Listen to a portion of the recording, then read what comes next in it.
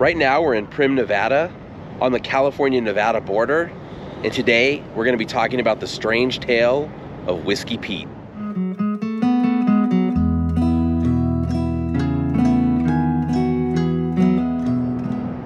So where we're at right now used to be called State Line, but then they later changed the name to Prim to avoid confusion with the town of State Line that's at Lake Tahoe. But right behind me is Whiskey Pete's Hotel and Casino.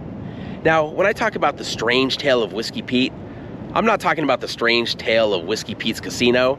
I'm talking about a man that was named Whiskey Pete McIntyre, who the casino happens to be named after. But this guy was quite a character. And when I first heard this story, I actually didn't believe it, but then doing some research into it, it's actually true. And this story gets pretty crazy. So let's walk over to the casino. I think they have a statue of him in there or something, and see if we can find it. Also, Bonnie and Clyde's death cars in there, so let's take a look at that real quick as well. And let's talk about Whiskey Pete McIntyre. I guess I should probably say a little about Prim first. Hundreds of thousands of cars drive past Prim every day, heading between Las Vegas and Southern California, but I think very few actually stop here.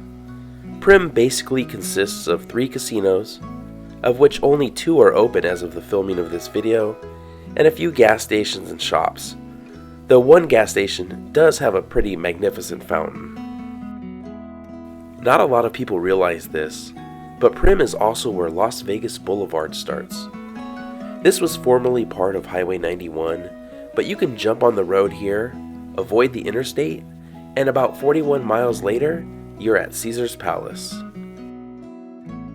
Before the 1970s though, State Line was a pretty empty place. And that brings us back to Whiskey Pete. So Whiskey Pete owned and operated a service station here at State Line in the late 1920s, early 1930s, and I've never actually seen a picture of him, so I have no idea if he looks like the cartoon character they use as a logo here at the hotel and casino. But a little bit more on the backstory of Whiskey Pete. He was born about 1880, and the first time he kind of shows up in the record was in 1918. He was arrested in California for a blind pig, which is running a speakeasy.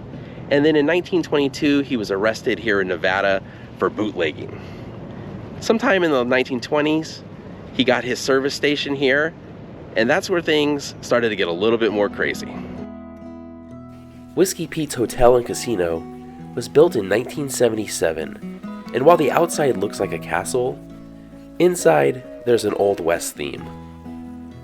Also, we just learned that the Bonnie and Clyde car has been moved across the freeway to the Prim Valley Resort. But here's the casino's display on their namesake. Now, I love roadside history and learning about the characters you'd come across on our early highways. And Whiskey Pete was a character. By the late 1920s, Pete was making a name for himself with his service station, but not in a good way. A newspaper report in 1928 said that a woman stopped at Whiskey Pete's station at about 11 p.m. one night. Whiskey Pete came out to serve her, and when he found out that the car only needed water, he became abusive and threatening and refused to let her have water. He forced the woman to drive to the next service station with an empty radiator and an overheated engine. The Chamber of Commerce in Las Vegas said that for months they had received similar complaints from tourists driving to and from Las Vegas to California.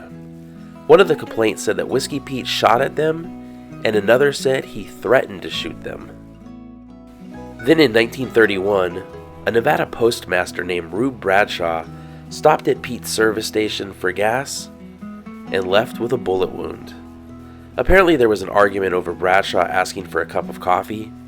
Bradshaw went to leave, and Pete called him a quote-unquote vile name. When Bradshaw turned around to face him, Pete shot him in the shoulder. Pete was charged with assault with a deadly weapon, but the charges were later dropped when Bradshaw never showed up to court. In early 1932, Pete got married, and by October, his wife was trying to get out of it, charging Whiskey Pete with insanity. She told the court that Pete would fly into fits of rage, and he responded, "Who wouldn't when they find their wife running around naked in the hills with other men?" Whiskey Pete had spent some time at Stillwell Sanitarium in Banning, California, and he died there on November 11th, 1933. But this isn't where his story ends. Whiskey Pete wasn't done with this place yet. Destiny ain't nothing to be waiting for. It's a thing to be achieved. Now go out and make your destiny, cowpoke. But before you leave me, fish around in your pocket and grab some of them sweaty gold or silver pieces. Either one will do.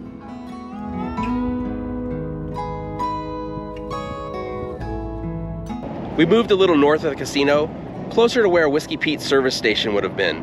It actually would have been over this way a little bit, where Interstate 15 is now. But before Whiskey Pete died, he told some of his friends, "Bury me standing up on the hill overlooking the valley so I could watch all those sons of bitches going by." And that's what they did. There is a picture out there that supposedly shows his grave, but the hills have been so torn up through here, it's hard to place it, and I don't know the source on it, so I can't guarantee it's actually a picture of his grave. Whatever his grave looked like though, people kept stealing his grave marker, and eventually the location of the grave was lost.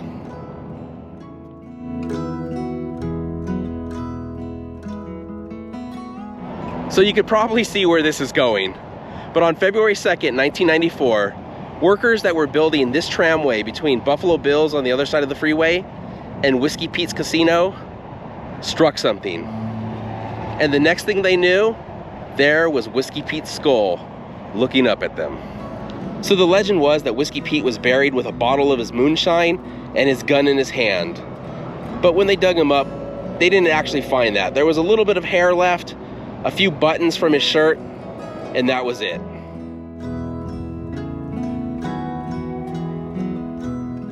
After he was dug up, the casino said that Whiskey Pete would be reburied on the property with a memorial. But no memorial was ever built, and it's unknown where his remains are currently located. Rumor has it that he was reburied in the hills behind me, back in one of the caves where he used to make his moonshine. So that's our look at the strange tale of Whiskey Pete. Thank you so much for watching. If you enjoyed the video, please give it a thumbs up, consider subscribing, and we'll see you next week.